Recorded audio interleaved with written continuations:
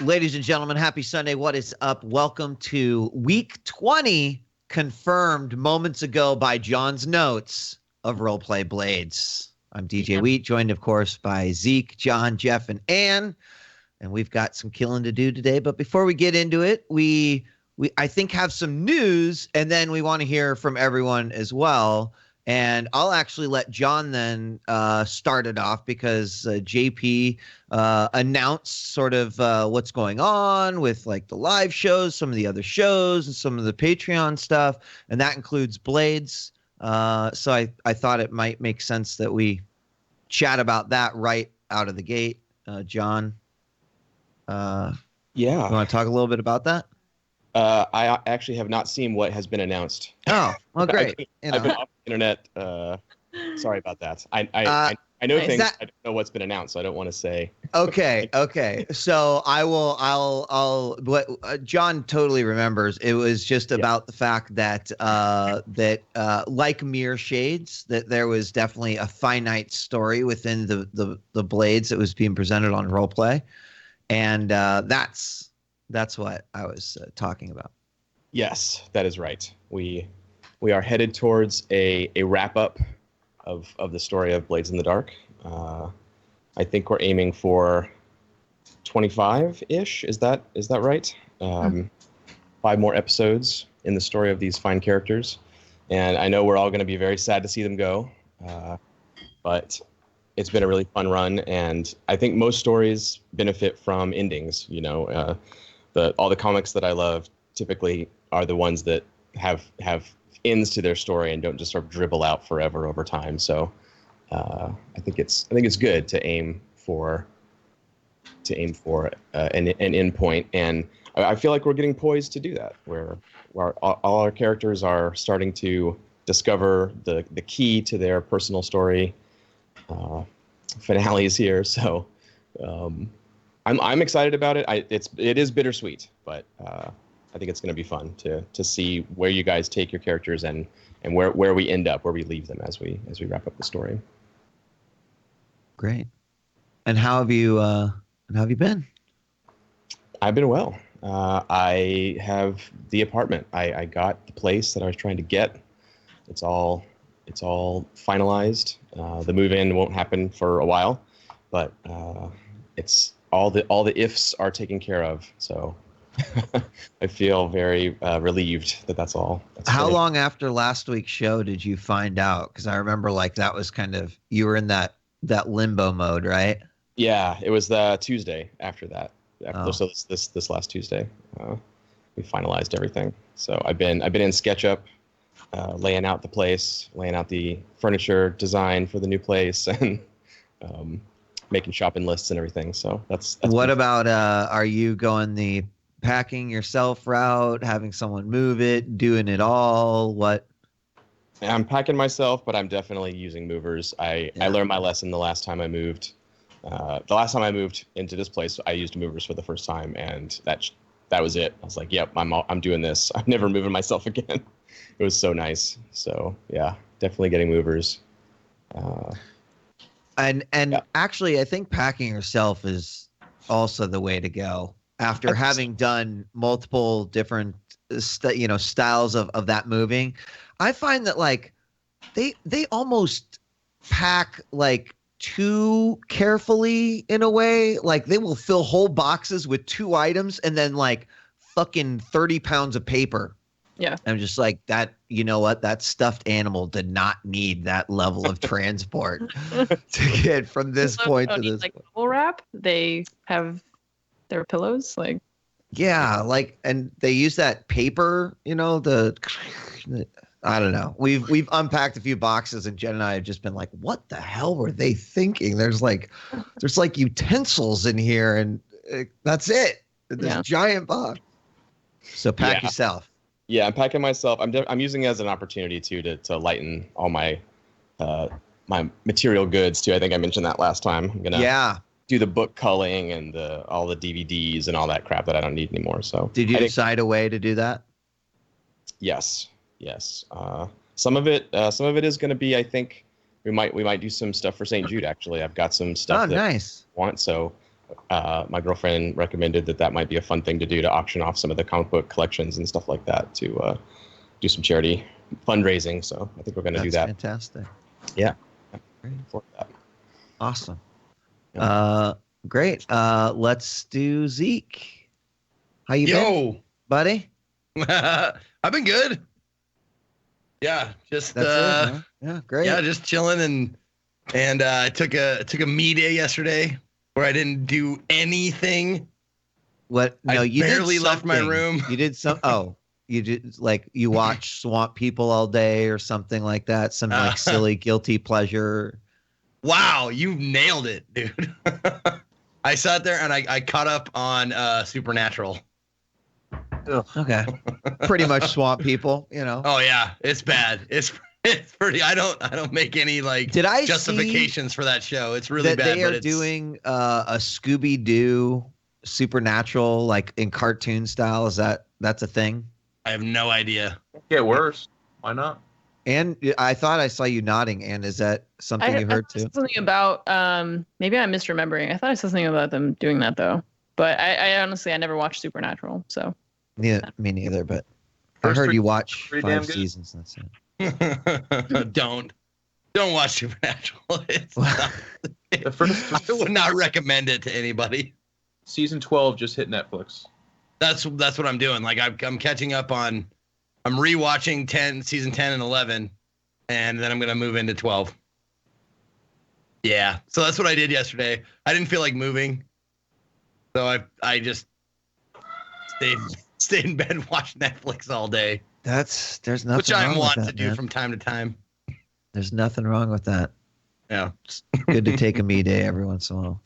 Yeah, that's other it. Than other than that, I played that new FMV game by the people who did Contradiction.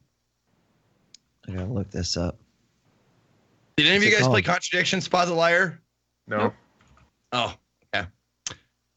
It's just a FMV game where you go around and it's all mainly English actors, and you go around and you try to solve this murder mystery. And it's kind of the same thing in this new I played. It's called The Infectious Madness of Dr. Decker. And it's weird, dude. It's not as good as Contradiction by any stretch. But it's still there's still fun parts. And I played through that. Took a couple of broadcasts to play through that, but do people enjoy like I mean the old FMVs games were just kind of bad, right? Oh yeah. No, I love those ones.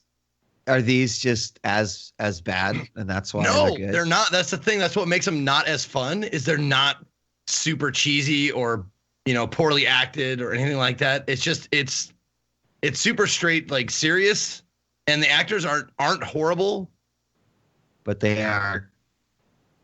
They're trying too hard to be like.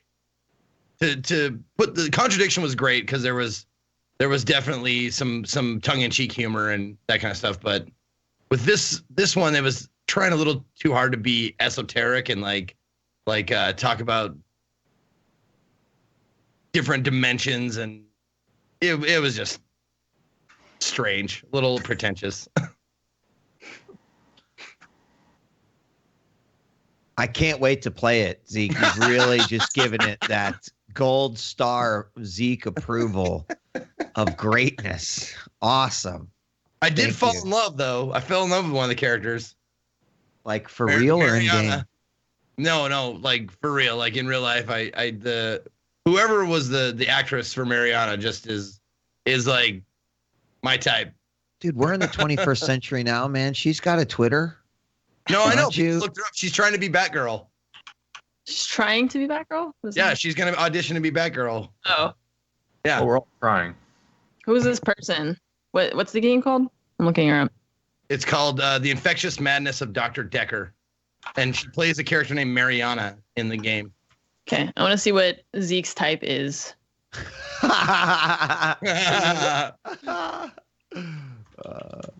my guest. I'm curious now. What's the game called again?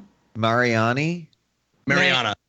The Infectious Ariana. Madness of Dr. Decker. Is this like, what was that one game where you were interviewing? Oh, Her Story? That one? Yeah, yeah, I yeah. found the video. It's in the same vein. Okay, cool. Yeah, her name is Island Death. It's DE''ATH. Oh, this game. That's badass. What? Wait, that's her name? That's so cool. Holy shit. I don't know. Like, I feel like Robin had like, did you give yourself this name? Wait. Which Yeah, there's right. several Scam. people in this video. Can you? No, there's one Is that's she got the red hair? Yeah, of course. Okay. Oh, thank you, man. Okay. Yeah, there's that. Yeah, there's There a we video. go. Yeah, There we that's go. my chick. We got Zeke's type. Yeah, for No. sure. And she's barefoot throughout the entire thing, and everybody's like, gross, and I'm like, we're finding out all sorts of great stuff I'm about mad at Zeke feet. I today. ain't mad at feet. I like feet. Oh boy. That's enough of me. I'm done. I've taken up All like 10 minutes. That's a lot of you, though. And I don't know how you follow this, but how are you doing? I think you follow it up by talking about Yennefer. I've been playing a lot of Witcher, you know. Mm. Who's the other one? Trash, Marigold? Yeah. Gonna fight again. Damn it. I'll take trash over Yennefer any day. Yeah, so I've been playing a lot of Witcher. I'm good. I was what have I been doing? I don't even know. We had a baby bird fall in our yard, so we had to take it to the wildlife place this morning because his leg is broken. It was very sad. Oh, wow. But his parents were like hovering around, and now I feel bad because we like took him away, you know. But they should be able to like fix his leg, and then we can hopefully bring him back, and hopefully they'll kind of stick around and I don't know. So yeah, so I've been playing a lot of Witcher, and that's mainly it. Just Witcher and Siege, and Are you going for like full completion in Witcher or playing a certain way or? this is my second time playing. The first time I just kind of played, lazily or casually. This time I think I want to do more. I think I want to try and do more completion of it. But there's just, if anyone who has ever played that game, there are 4 million question marks in Skellige, and they're all Yes. water. So you have to like swim everywhere and take like the boats, and there's just like things attacking you constantly. It's very slow and like kind of clunky. And so we'll see how far I can get through all of that before I just rage quit. And then also, I know people have been asking because it was announced a few weeks ago that I was going to be on Court of Swords. And we haven't like really talked about that for a while because I was moving and I was traveling a lot, so I was kind of not in a place to be consistently like on the show. But Adam and I have talked about when we're going to do character creation, so that will be very soon, TM. And then I'll be on Court of Swords for a few weeks, which I'm excited about. Nice. Yeah, And I got, all move all good? You kind of done with that or? yes. I am kind of mostly. I had like some internet issues that I am cautiously optimistic have been fixed. Hopefully I was able to stream yesterday the whole time with no problems, but we'll see if that stays like that. I hope you get that resolved. It's a pain in the ass, I know. Yeah. Jeffrey, hello. Bro, How you I'm doing? good. Just moved to a new rig, so we are diving deep into the wondrous and joyous world of audio issues on a computer and trying to fix it. And it's just it's been the story of self-discovery and patience and just like going down each one of the platitudes and each one of the good character building things you can do, and just enriching my experience with it. You know, does that make sense? No, not really, but who cares? You know, who cares about it making sense? Just work through it and figure it out, because your livelihood's at stake, and your ability to enjoy yourself and have a good time, and your sense of completion is all tied into this thing that doesn't make any fucking sense. So that's been my life. Yeah, and Jeff won't say it, but unfortunately at the end of the day it's just the mute button on his headset, but that'd be amazing. figured out. No, sir. Have you've been having? Yeah, issues? I mean, I've been able to stream. It's just the uniquely horrific thing about streaming is any issue at all becomes like a rotating door of hell. So you like have an issue, but you're like, all right, you know what? It's mostly okay, so I'm gonna stream. And then as people trickle in, they'll be like,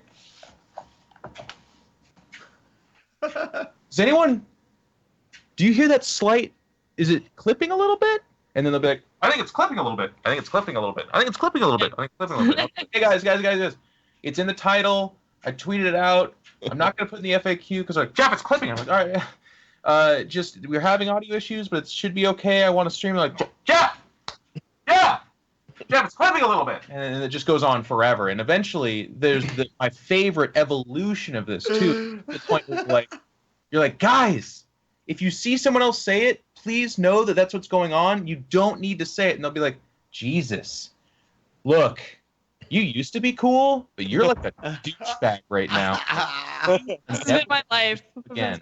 And you just go like, you're at the point too, because you're dealing with audio. So you're like, fine, fuck off. And then 5 other people are like, he's been here for 2 weeks. Is that how disposable we are? And then like, just falls apart around you. So yeah. At that point, that's when I, really try to just throw some gasoline on the fire and like donate to you and be like, hey, Jeff, I'm not sure if you noticed this, but I think you might be clipping a little bit. Oh my God. Yeah. I had the internet was causing my like stream to buffer a little bit. And then when it would buffer, it had this problem where the audio and the video would be slightly out of sync for like some people, but not for all people. It was the most like maddening thing because I'm like, I can't fix that. Like just pause and restart your stream or like reload it or whatever. And then somebody like, I reloaded it. That didn't fix it. I'm like, I'm on mobile and everything's fine. And like, I'm on Chrome on this like Windows PC and like everyone. And then the people are like, everything looks fine for me. And some people are like, this is terrible and unwatchable and I'm leaving. And I'm just like, I can't do anything to help you right now. Please. It's terrible. To turn her front upside down though, I see him in the chat, but like audio issues are terrible, but I have a really good network of people around me, like Cobra Venom. My lead mod has been like literally I would go to sleep with him working on it and wake up to him being like, hey, can you help me test the audio? And I'm like, sure, Cobra. Have you slept? He's like, no. And then of course Anna's been helping too, like much smarter people than me. So it's important as a streamer to mention these are the bad parts, but the parts that make it possible as well are the awesome people around. So other than that, I treated myself to Pirates of the Caribbean on Friday night, and that was akin to Zeke fapping to a bad actress in his room watching Supernatural. It was a terrible experience.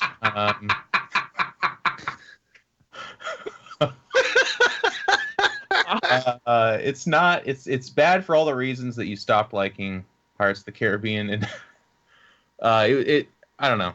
We don't need to go too deep on it, but like I like Captain Jack Sparrow, but the more eccentric he became, the more undone he became in the movies. Like in this final one, he might be drunk the entire time. Nobody likes him. He's aloof to it all, and he accidentally evades harm the entire time. Like that happened in sequences in 1 and 2, but it became all that he is in 5.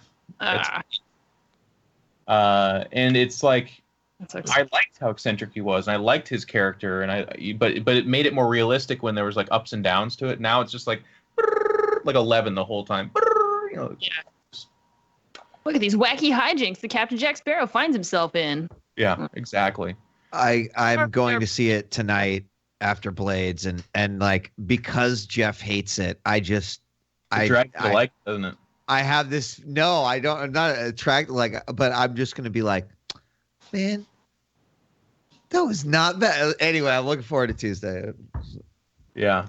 Other than that, the big news for me is that, and this is going to go over a lot of people's head, but I know a lot of people in the roleplay community are really in tune with this too.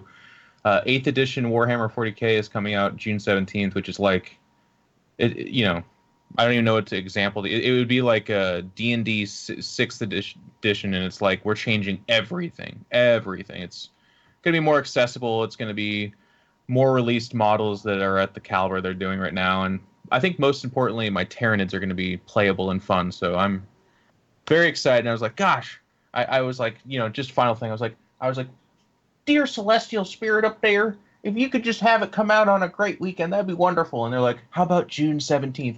You mean the weekend I'll be in Sweden commentating StarCraft 2 so I can't enjoy that with all my friends? Oh, gosh. Well, okay. That's exactly what happened, man. So I'm gonna be at a great thing. I love commentating, but I'll be at an event and I'll be getting the tweets like, Jeff, you'll never believe this. I'll send you the picture, and I'll be in my hotel Wi-Fi. Actually, Sweden's internet's like close to the source of like Al Gore's fortress is below Sweden, where they invented the internet. So it's actually fantastic there. I can't really complain. That's it for me, guys. I'm really excited to murder people in a fictitious world for sure. Yeah. Before we do, I'm going, as I mentioned, to see Pirates, and please do tune in on Tuesday to what will likely be either Jeff and I totally broing it out in hatred, or me inevitably liking something about it and finding redeeming qualities and arguing about it. So, other than that, tomorrow, I'm actually excited to finally play Breath of the Wild. But last night I started Outlast 2, which I was a really big fan of Outlast 1, a really big fan of like Resident Evil and just those games in general. And holy shit, the first hour and 15 minutes are actually fucking terrifying. Oh, terrifying. I mean, like, not so much in a like, hey, let's just jump scare you kind of way, but just in sort of the subject matter and what is happening. And it's like holy, well, fuck, they turned the dial up to 15 for this one, just to kick things off. Talk about this, saying he didn't like it though. I was gonna play it, but a lot of people are like, I don't like the story. I think it's pretty dumb. I mean, like, I don't know. I'm not far enough to even know that. Like, I would question whether or not anyone could comprehensively break down the entire story of like Outlast as it was presented. I think it was pretty convoluted. So I wouldn't be surprised by that. I just kind of want, like, to live out this terror and horror in this sort of virtual setting. There's some pretty wacky shit at the beginning, including like walking through basically a pit of charred children that have been just dispensed into a hole. Like, that's in the first 30 minutes. And I'm just like, God damn, they are really going all out. So I don't know. Lots of people have said they did not like it. They burn the children, like, please. Medium rare means me. Last night though, real quick to jump on your point of scary games, I was gonna play Friday the 13th with Anna, but mine wouldn't load because of servers or whatever, so we just had Anna play. And Anna, double thumbs up. She role played as horror tropes with people, but what's so funny about Friday the 13th is that it's another Steam game, like a very streamer game. The people that are playing it are super try hard. So Anna's like following someone who's like, "Hey, I like your sweater," and the guy like looks back at her in character and is like, "I like your shirt," and then they like keep walking. She's like, "Will you protect me?" And they just like look at her and are like, "You're fucking weird." They don't even say anything though, but the character just like looks at him. And then later, people are gaming the game, so they have rifles and you can aim it at stuff. You need coordination and teamwork. So Anna's like following behind him, and they'll walk over to a drawer and like point at it with a rifle, and then look at Anna, and then point at it with the rifle and look at Anna, and she's like, "Oh, yeah, okay, I'll check it out." Some of the Friday the 13th role playing I've seen has been just absolutely hilarious. Sheriff Eli was playing a bunch of games with other role players, and one of his regulars, Buddha, was playing that guy who's like the super nerdy one that has the sweater around his neck. And is like, of course, Sheriff Eli is fucking hilarious because he's just like, "I'm coming for you, boy." And all of a sudden this guy's like, No, Jason, the sweat is too nice to get dirty. Don't kill me, and it's just like you hear the funniest shit. But oh my God, is that fucking game broken as fuck? Oh yeah. Yeah. Which makes it kind of funny. I saw a lyric clip where they're trying to get on the boat and then it didn't work out. Then the boat like just the physics of it just blew. It just like flew and was in the sky. And he's like, "Ah!" And then he looks back and the boat's actually still just right there. And he's like, "What the fuck?" Like, I think I would really hate a game that's like a 40-hour campaign that was breaky, because obviously that's not playable. But because it's like hilariously on point Friday the 13th. It's very true to the flow, everything. It is. It's funny to me. It's like it just seems funny. I like it. It is. It's good. It is funny. It's a funny game to watch. But yeah, it's still got some work to be done on it. But anyway, we ready to play? Let's do it. Yeah. We're ready. All right. Sounds like a resounding yes. Hand it over to John. Maybe give a little recap or tell us what's up. What's next? Well, I'm glad JP switched over because just look at the stress. I mean, what the hell, guys? Holy shit. Everyone else took care of it, and Careless and Aldo are like, nah, we're good. Nah, stress, we don't care. We don't care about that. They want those traumas. They probably do, yeah. I know Careless does. Stacking those power levels. Yeah, last time we did like a two-parter almost, sort of. We finished off the battle in the basement at the church, and a demon was released from its imprisonment, and a legion of reconciled ghosts tried to pin you in, and Rune had to pull out the anime magic again and hold him off, and there was more fighting and escapes and black tar zombies and all kinds of crazy shit down there. The upshot of all that, though, is that Careless rescued a couple of the Hollow Knights that the church had loaned him and brought them back to the lair, and then kind of just sweet talked the crew into letting him keep some hollowed out mind-controlled knight things that are only under his command and his personal guard. It's so funny. Like, comments on YouTube and stuff are so funny about that. You're feeding this fire. You're like, sweet talk. I just was like, can I have these? And everyone's like, yeah, we trust each other. That's like, Jeff's ego, all right? He gets his own army that only he can control. Do the other guys know what just happened? I'm like, all right, guys. Yeah, that's how everybody reacted to it. They were like, what? Why is everyone cool with this? Yeah. Like, well, It's so funny how the three of us are just like, yeah, whatever. And then the entirety of the internet is just like, this is the worst decision you've ever made in your entire life. I don't know. yeah. I mean, that's the theme of The Last Word, right? Every time it comes up, you guys are like, no, you guys are cool. We trust each other. It's fine. It's over and over and over again. So yeah, personal army of knights acquired, and then we did some downtime, and Miss Cataby discovered that all of her rabble rousing and mob organization had led to an actual like pre-revolutionary mob situation. These Green Vest League or whatever they're going to call themselves, inspired by Miss Cataby's rhetoric. There's like a group of citizens that are organizing in the city against the Church of Ecstasy, against the Spirit Wardens, against all these oppressive forces that Miss Cataby inspired them to stand against. It that has taken on its own momentum apparently, and they kind of want Miss Cataby to be their leader. And as I recall, Marcus, you kind of were like, "Cool, I'll talk to you guys later." You kind of like left. Yeah, that. basically like don't do anything without hearing first. Yeah, they're kind of on hold as much as possible. We'll see how long a mob can be on hold, but.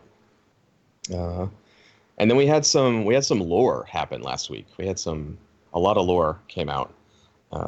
Careless and Rune discovered where Careless's demon power had been taken by Satara and what she was doing with it. She's got a clutch of demon eggs out in the harbor that she's gestating in some way to create new demons using Careless's demon powers. Careless's kind of baby daddy almost kind of. To a new crop of demons being grown out there. Rune went and talked to the Dimmer sisters and had a nice little meeting about Lord Skurlock, and Lucille, her Dimmer sister friend, pointed her in the direction of White Crown, the fancy high-class neighborhood to the north. She said that Lord Skurlock, as a vampire, likes to prey on the wealthy and powerful, so finding his victims there will give Rune a way to discover a weakness, possibly, of Lord Skurlock and a way to strike at him through his victims, maybe. And Aldo and Belle had a talk about being a ghost and what should be done about that. And Belle kind of said, "Let me go. This is not what I want." for either of us. And Aldo did not agree to those terms, as I recall. Yeah. So he still has the book, still has Belle's spirit linked to the diary, and no decisions have been made there. But I think the message from Belle was clear. What Aldo does with that information is yet to be discovered. And I think that's it, unless I forgot something. I think that basically catches us up. Downtime was completed, and there's several sort of outstanding things. The crew hasn't really gotten back together at the end of downtime to talk about what they're doing next, so that's probably how we'll start. But you guys have your own private, or personal, I should say, agendas that you want to deal with. Maybe you might want to rally the crew around one of those things to take care of it. The outstanding thing with the crew as a team is the payoff from the church job, essentially. Like, Caro basically hired the last word through Carolus to deal with Dunville and the people who had infiltrated the church.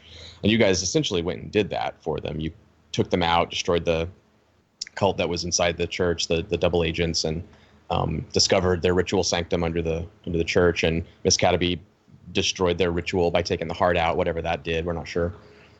So all of that stuff has been accomplished, but the church you haven't like gotten paid from them or gotten any of the rep from that job and that kind of stuff. Mostly because right now the church is shuttered, it's barricaded off. As far as you know, because you got out of there, there's at least one demon running around wild inside the church doing who knows what. So they haven't had the opportunity to like go to the treasury, get money, and pay you guys. They're under siege in some way.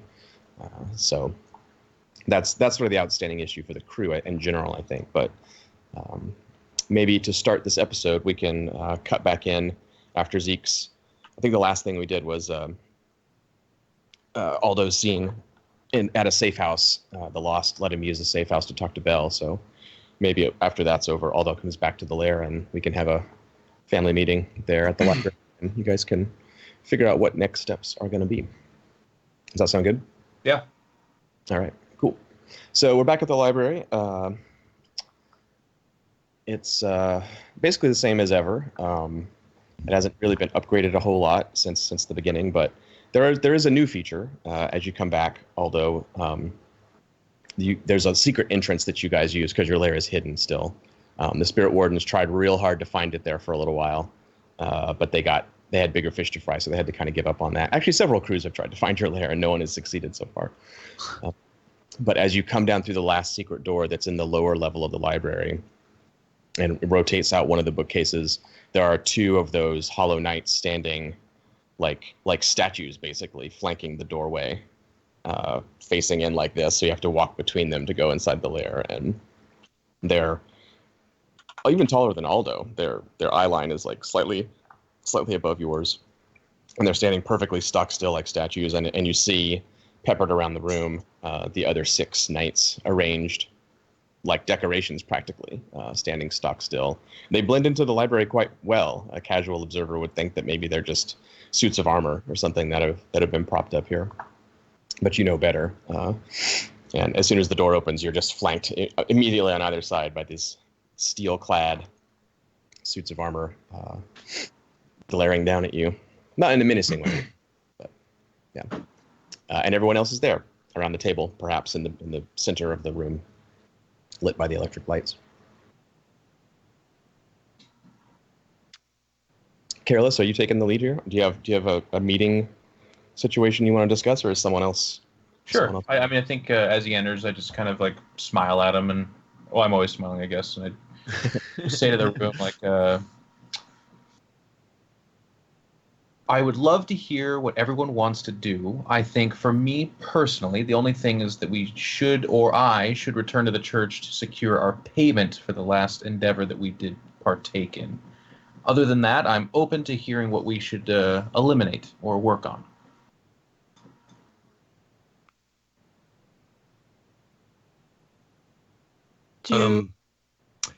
What are our outstanding debts or I guess who's next on the sortie roster? Well, there's a few different angles to take this down. We have secured more of the Kotar items that we'll eventually need to get Satara cornered in and eventually siphoned of all of her abilities and power and drained of life really entirely. But we also have been working up the chain towards the hive, which I understand to be very important to you in particular, Aldo, and I would love us to see that to completion at some point. So really, I'm open to anything. I want to hear what you guys would like to do.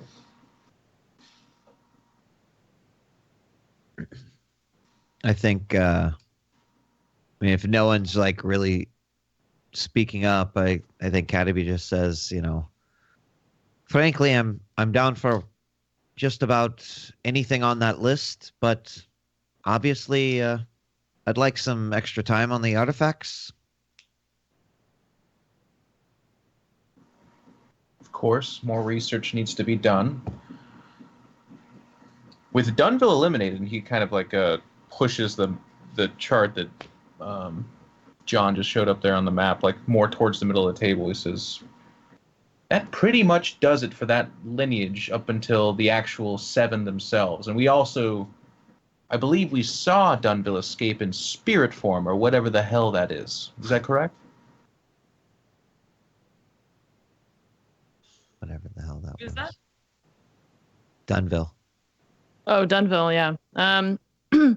Right, his spirit just flew away. I'm honestly not sure where they went.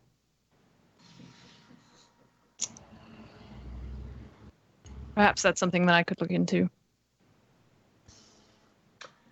Since it would seem that there doesn't seem to be a very strong opinion, I would put forth that we could investigate this old Cobb feller. I don't understand anything that's happening over on that side, but as I understand it, our ally here has made it clear that to get to Satara, we have to start with this Crabman, or whatever that is that's happening down there. But I've asked around on my own accord, and there's some rumors and some legend about a man doing experimentation and that sorts, and now, well, as you can see, that he was Old Cobb, and now he quite literally could be Old Cobb.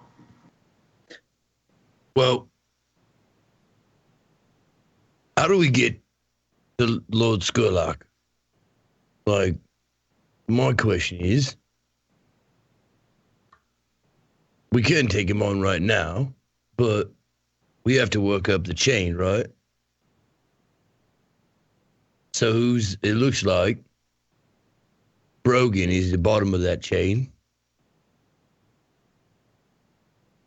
She is the commander of the Bluecoats, which could draw an incredibly heavy amount of uncomfortableness. But I do agree. I mean, you've been keeping track of our books, so to speak, Aldo. So what is our heat at, or what is the interest from the Bluecoats with us? Are we in any kind of... Are we under certain duress by the authorities? Well, let me check real quick. Let's see.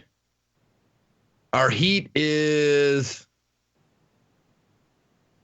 well, we have a minor wanted level, and they're definitely looking for us, but I'm sure they've got other things on their head now. I have a question. Let me interject you real quick. Yeah. Rune, have you shared with the group what you've learned about Lord Skurlock, or are you keeping that to yourself? I haven't shared it yet. Okay. Because Rune, you would know that the chain here, Captain Brogan, Lady Drake, and Lord Skurlock, that's what Salia and Miss Cataby were able to figure out, that Lord Skurlock has these two connections. Okay. But you have a new, like a different angle to get at him that would be different from what's on here. Okay. Just to be explicit about that, yeah. Well, Aldo, I suppose before we even ask about Lord Skurlock, we should ask the main character in the play, Rune. Are you feeling ready to start approaching your nemesis and eventually, obviously, carving off parts of his body until he just ceases to breathe? Well, I did go and talk to the Dimmer sisters. and they told me what they know of where I can find more information about Lord Skurlock. So we could potentially just skip Drake and Brogan and go to White Crown and search for clues. They told me of a mark that shows up on the back of his victims' necks, and that he often goes after very high-class victims.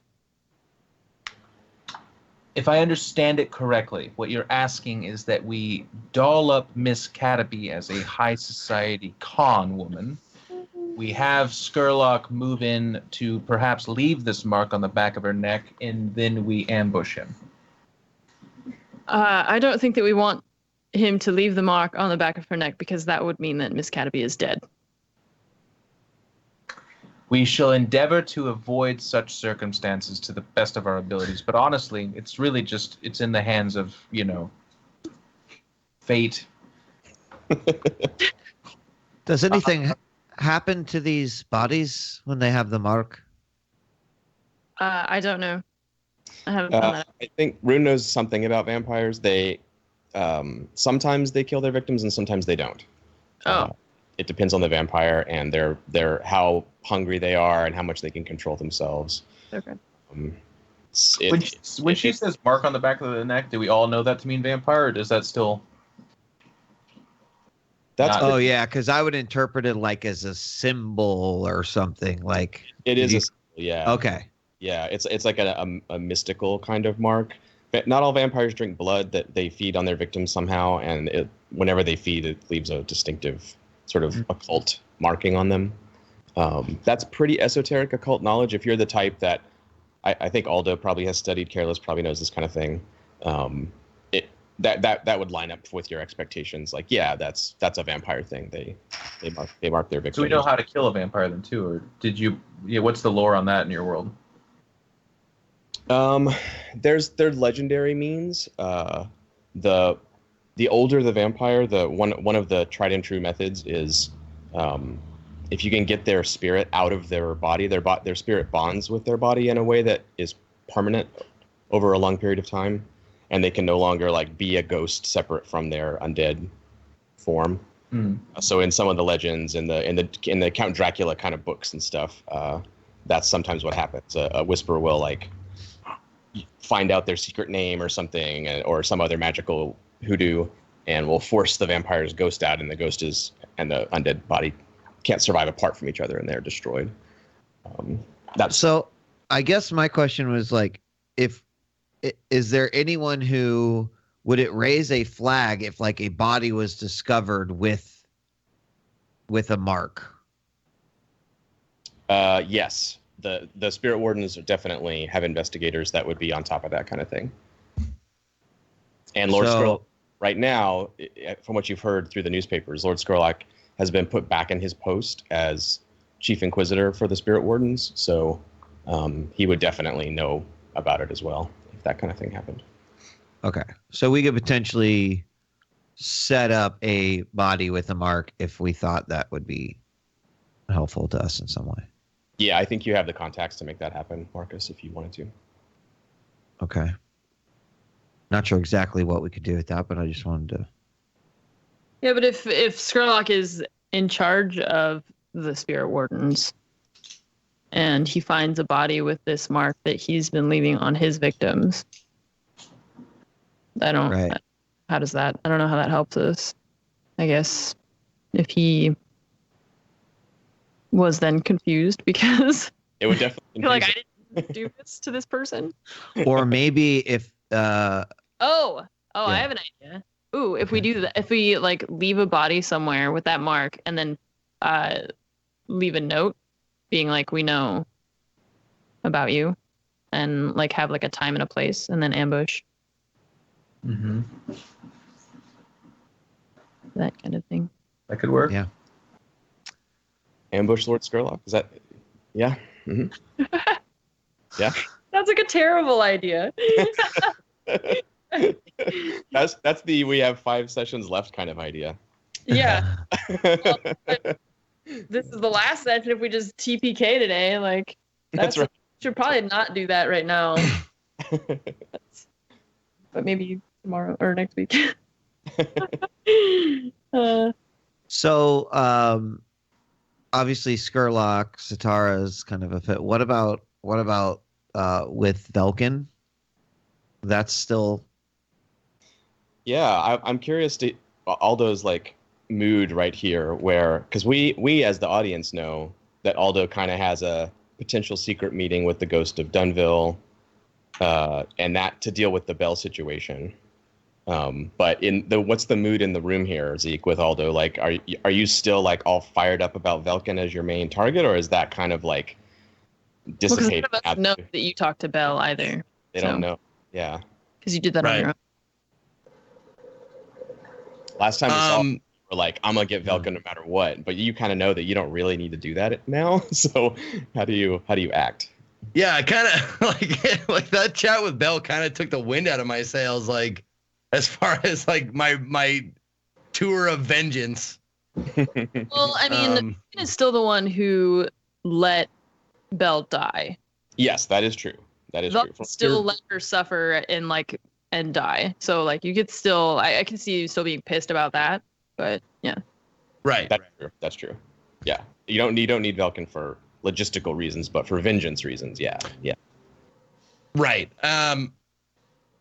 My only question or my only concern is how would I, like, I understand that.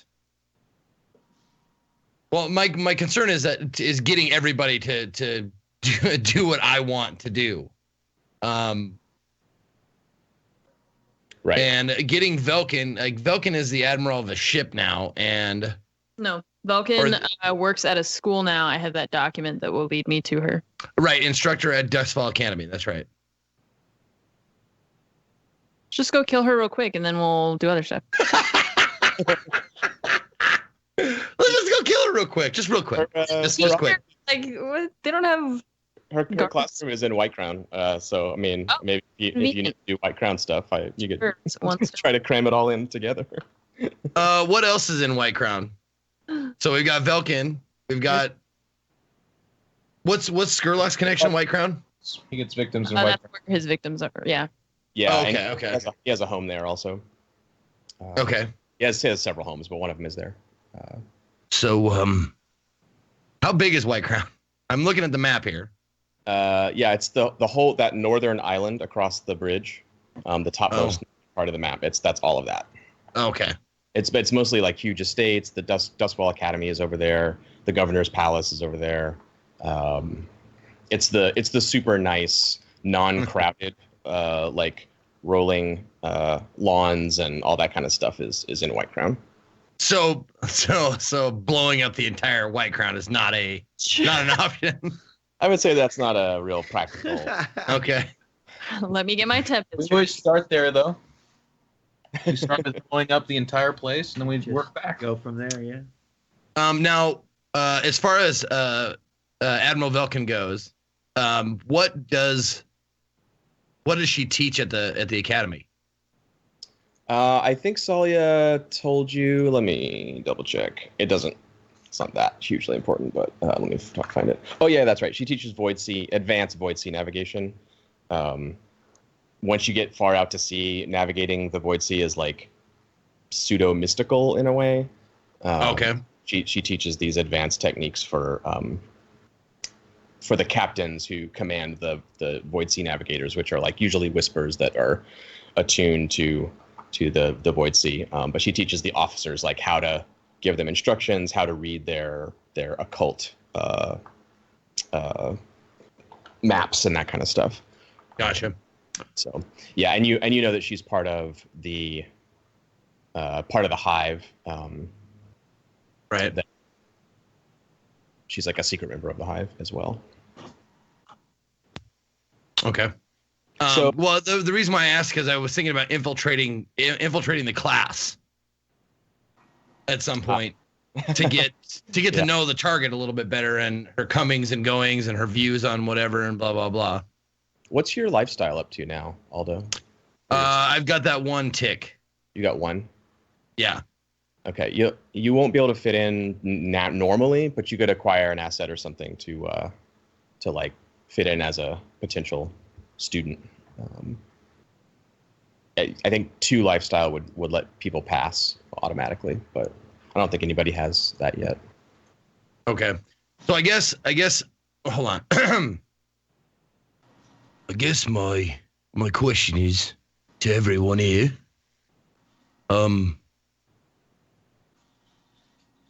One, who's the easiest target? 2, who's the most important? And 3, who do we most want to get rid of that we are capable of getting rid of right now? I'll be honest with you, although I only listened to maybe the first few words of that. I think we know what Velkin is. Velkin is a teacher. I think Velkin is an easy target. That could be something quick and easy to take care of. And while we're there, we have Miss Cataby try to seduce a vampire. No, it wasn't so long ago, friends, that we began our journey together with just such a case. There's something very poetic about it. Now, The word poetic to mean lots of words that I don't understand. I have an idea as far as Lord Skurlock, maybe not the beginning of the game, but maybe the end of the game. If, and it's a big if we can get Lord Skurlock tempted enough to want a drink of Miss Cataby, is there some sort of vampire sleep thing we can put in her blood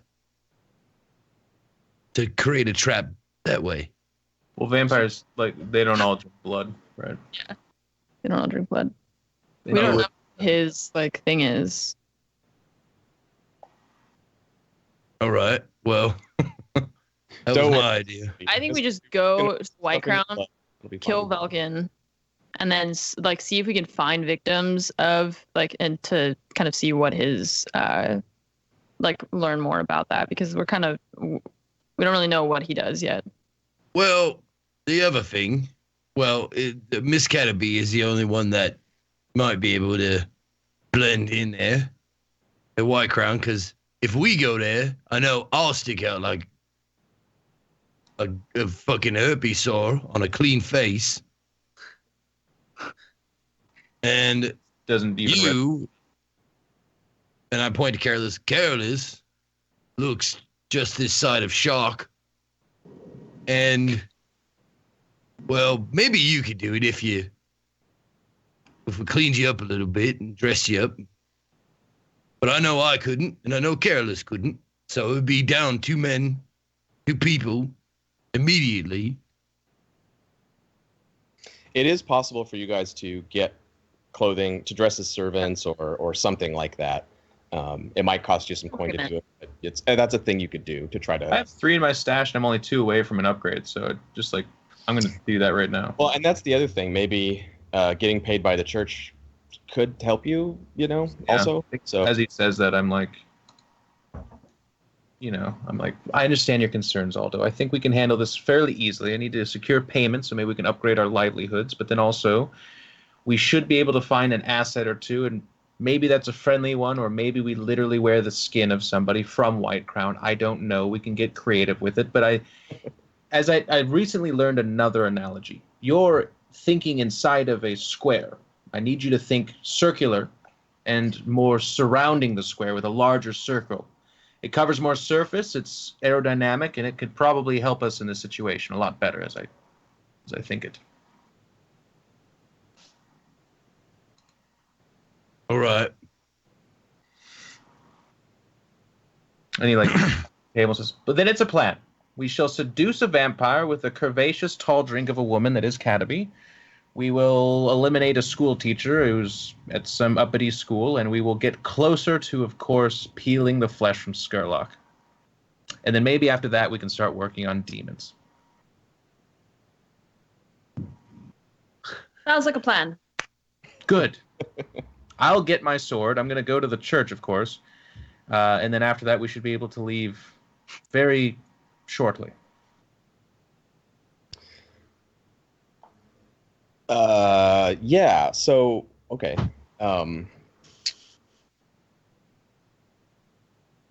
Just to really make it clear here, because you know this, Jeff, there's a demon loose inside the cathedral. So you're expecting more than just a short visit, I guess. Well, I mean, yeah, it's an extremely dangerous place to go right now, especially by yourself. Sure. Then I guess I would retcon to. Careless would say it this way, but he'd say, "Let's make a quick stop at the church, and then we'll go on our way to White Crown." Just a quick deal with the demon problem, and then move on. Okay. Should be an hour 2 thing, John, and then hours 3 and 4 can be spent protecting djWHEAT's hymen. Well, we probably need at least an hour just to count the money. I mean, it's going to be so. You're right. Yeah, it's going to be Especially since you haven't even heard my upsell yet. No, I haven't. Great. Cool. Is everyone's on board with that? First, Yeah. take care of demon and get paid, and then do Operation White Crown. Is that cool with everyone? All right. Sure. Cool. We can call it Operation Skurlock Crowning. You know what I mean? Euphemism. Wow. Oh God. No. That's in the romance books cover. All right. First break. Well, before we take our break, then let's decide. So everyone is going to decide on your load. You're going back to the church. You're gonna slip past the barricades, past the spirit wardens hastily erected wards or whatever they put there to try to keep the situation contained. Do you want to go heavy loaded when you try to get past the spirit wardens protections, or are you going in light and trying to stay low profile when you go fight the demon? Careless, in his never-ending descent into into recklessness, is going in heavy load. Can I go heavy load for the demon part and then go light load for White Crown or whatever if I wanted to change it later? Oh, yeah, definitely. This is more a question of how you're getting into the church. If you're all going heavy load, maybe you have a cover story or something, but that's gonna be tricky to get past the spirit wardens that way. Yeah. You're gonna be like carrying a bunch of shit. You're gonna look like operatives. But maybe you can fast talk them or something. I don't know. That's a thing you can try. You're taking your knights, I assume, Careless. Yeah. Okay. So it's gonna be if you're taking the knights, you might as well take heavy load because they're conspicuous as hell. Uh-huh. And they cannot sneak at all. So sneaking past with the knights is not even really a thing. So everyone might as well be fully armed and heavy loaded. Yep. And so it's about time for our break. So let's cut there. So we see you guys. The cathedral is just across the big square from where the hidden entrance is. So you guys come out and back into the main public square there in Brightstone. There's the big central statue of victory for the Unity War. It's right in the same place where Academy rallied the mobs before.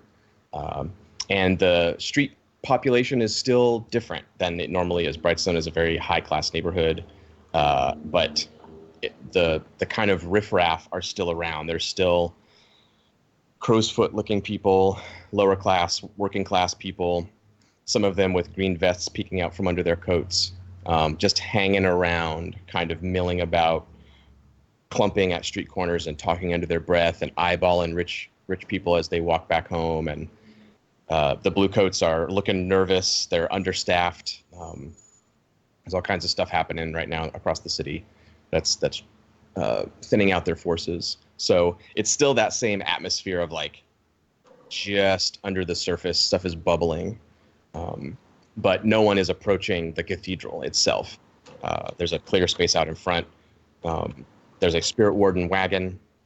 It's huge. You've seen it before. It's this like special, weird, steampunky looking wagon with all these strange tubes and crystals on it. And they've taken the horses off and planted the wagon down. It's got steps leading up into it, almost like a temporary sort of command center or trailer or something. And they've set up lightning barrier posts around the cathedral, and it presumably down on the back steps and towards the water, where you usually go in the backside there, Careless. So as you guys approach with the knights, you sort of break out of the crowd. The crowd of people separate and give the knights a wide berth. And you guys, are you walking directly up to the front door, or do you want to go down to the back? Yeah, you'll have to sort of pass through the Spirit Warden cordon at some point. Front door's fine, as long as there's not like a giant. Did you say there's a giant crowd of people or something? There's people all around the square, but as you get close to the cathedral, no one's willing to get that close because they know something bad is in there. So you cross open ground towards the Spirit Warden command post, and That's fine then. okay, cool. So let's take our break. We'll come back and we'll find out how Careless gets past the Spirit Wardens or whoever is in charge of that when we come back. All right. Awesome. Well, you know the drill. We'll be gone for a few moments. Grab a break, grab a drink, grab whatever you need. The demon is awaiting. So we'll be back with more Roleplay Blades. 3 more hours to go right after this.